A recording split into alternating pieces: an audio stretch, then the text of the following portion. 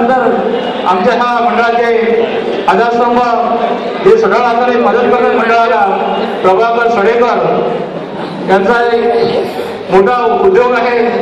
तो उद्योग पहिला ठाण्यामध्ये होता, पण आता हा त्यांचा उद्योग हा त्यांचा गोव्यामध्ये आहे. आणि तुम्हाला एक सांगावं असं वाटतं, ज्या ठाण्यामध्ये त्यांनी 2-4 गाळ्यामध्ये त्यांनी उद्योग चालू केला आणि आज त्यांचा उद्योग एवढा नावारूपाला आला आहे. ही जी आपली ज्या बिल्डिंगमध्ये उभे आहेत तेवढ्या बिल्डिंगमध्ये ते व्यवसाय करतात आणि खरोखर गोवा राज्याचं प्रदूषण जे आहे आणि त्या प्रदूषणापासून मुक्ती जी करायची आहे हे सगळं गोव्याचं काम ते सडेकर साहेब करतात. आज त्यांना येता आलं नाही. मंडळाची स्थापना झाल्यानंतर ज्याने हा मंडळाचा अध्यक्षपद म्हणून ज्यांनी कारभार पुढे गेला ते आमचे मुलुक मैदान, ज्यांची भाषणामुळे आम्हाला प्रेरणा येते. खरोखरच त्याने आता जो गृहनिर्माणचा जो प्रकल्प म्हणजे आपण चाळीत न राहता आपण बिल्डिंग मध्ये जाऊ, भले कोणाला एखादा पैसे भरायची जी व्यवस्था झाली नसेल तर लोनचं काम करायचं काय करायचं ते आम्ही करू, हा जो त्यांनी संकल्पना मांडली ती आमचे सहदेव गवस बरोबर त्यांचे मनापासून आभार मानायला पाहिजे. त्यानंतर मंडळाचे 2 कायदेशीर सल्लागार, खरोखरच ते ॲडव्होकेट आहेत. त्यांच्याकडे कामं प्रचंड असतात, त्यांना वेळ नसतात, पण एक सातत्यानं सांगावं लागतं मंडळासाठी केव्हा पण ते हजर असतात. ते सन्माननीय मोहन गवस आणि आपले ॲडव्होकेट अनिल गवस दोघे खरोखरच मनापासून तळमळीने काम करत असतात.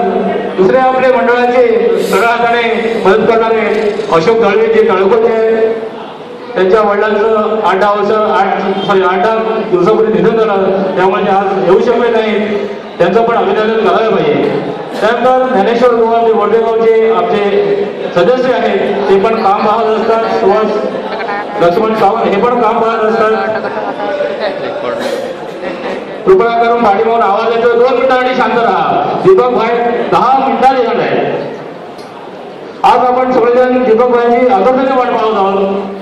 दीपक भाई एक 10 मिनिटातच येतील आणि भाषण पहिला घेणारा माझा कार्यक्रम काय झाला तर दीपक भाईला न्यायला मला खाली जायचं आहे म्हणून मी भाषण बाबा सावंतच्या अगोदर मी घेतलंय.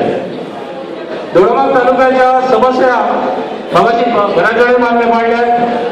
उसपगावचे रेडकर यांनी मांडले, शेतीला पाणी द्या. शेतीला पाणी देण्याचा भरपूर आहे. तुम्हाला एक सांगू इच्छितो, आज या दोडामार्ग तालुक्यात जे धरण धरण त्या धरणामध्ये मुबलक पाणी आहे, पण ते पाणी घेण्यासाठी कोणी पुढे येत नाही. फक्त 5% वापर या धरणाचा फक्त दोडामार्गामध्ये होतो. विचार करा तुम्ही, फक्त 5%.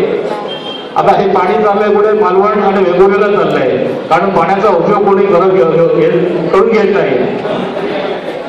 दुसरे जे मोरले गावचे त्याने काही समस्या मांडल्या, हॉस्पिटलची समस्या मांडली. त्याने मंडळामध्ये या, मंडळ तुमच्याकडे पैसे मागत नाही, खरोखर तुम्ही मंडळामध्ये येऊन काम करा. तुम्ही फक्त वेळ द्या, आम्हाला एक पैशाची पण तुम्हाला अपेक्षा नाही की तुम्ही आम्हाला पैसे द्या. काय करा, 110 रुपये भले कोणाला वर्गणी भरायला होत नसेल तर त्यांनी कृपया आपल्या मंडळामध्ये जर सामील व्हावं. मडगावचे जे ठाकूर ते माझे चांगले मित्र आहेत, ते कॉम्प्युटरचे क्लास घेतात. खरोखर त्यांच्याकडे चांगला आहे कॉम्प्युटरमध्ये अनुभव आहे. त्यांनी विषय मांडले विद्यार्थी ज्यांची जे शाळेमध्ये गडबड करतात, कोणाला ऐकत नाही, शिक्षकांच्या पाठीमागून काय शाळे चालू असतात आणि ह्या गोष्टी खरोखरच खरं आहे. तुम्ही आम्ही जो शिक्षकांचा जो मान करत जातो, आजची पोरं जी मान न देतात तसं त्याला थोडे लावतात. म्हणून त्याने मगाशी सांगितलं तुमचं लक्ष तुमच्या विद्यार्थ्यांकडे पाहिजे. आणि खरोखरच आज मोबाईल आला, पहिलं फेसबुक होतं, नंतर व्हॉट्सअप आलं. पहिली मोबाईलला लॉक करण्याची पद्धत नव्हती, आज ही पद्धत आली. स्क्रीन पॅटर्न लॉक करतात, कारण घरी आपला मोबाईल कोणी बघू नये आणि फक्त ते पॅटर्न उघडून तीच मुलं फक्त काय ते चाळे सगळं बघत असतात. म्हणून मगाशी त्याने जे सांगितलं आपल्या मुलांकडे आपलं लक्ष पाहिजे. त्यांनी जो मगाशी तो विषय मांडला, मोरगावच्या रस्त्याचा विषय मांडला. ज्यावेळी त्यांच्या गावामध्ये मी गेलो होतो, बरोबर त्या गावामध्ये रस्त्याचा मोठा प्रॉब्लेम आहे, पण तो रस्ता सगळा भावकीमध्ये अडकला आहे. अर्धे लोक नाही रस्ता ज्याची जागा आहे ती लोक जागा देत नाहीये. त्या पुढचं पूल बनण्याचं काम हे शिवराम दळवीने केलं, पण रस्त्याचं काम त्यांचं ते अधूर राहिलं. तरी पण त्यांच्या गावातील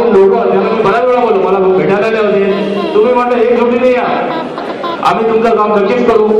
आता दीपकभाई नाईक तरी पण त्याच्या कानावर सगळ्या गोष्टी घालणार आहेत.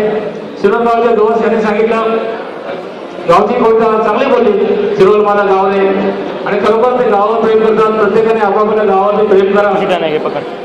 त्यांनी चांगली गोष्ट सांगितली. रिक्षा जेव्हा पुढे येतात तेव्हा आपण पाठीमागून वाचतो, मुलगी शिकली प्रगती झाली. दुसऱ्याने सांगितलं मुलं न म्हणतात बरोबर मुलीला शिकवा नेक्स्ट पण पुढे पण आणि आपलं भविष्य उज्ज्वल करा. कुमरगावचे विजय सावंत त्यांनी सांगितलं तुमचं एक टार्गेट पाहिजे की आपण काय करायला पाहिजे. त्यांनी सांगितलं तुमचं सामर्थ्य तुमच्या हातात, आपण काय बनायचं हे शेवटी आपल्यावर असतं आणि त्याप्रमाणे आपण पुढे जायचं असतं.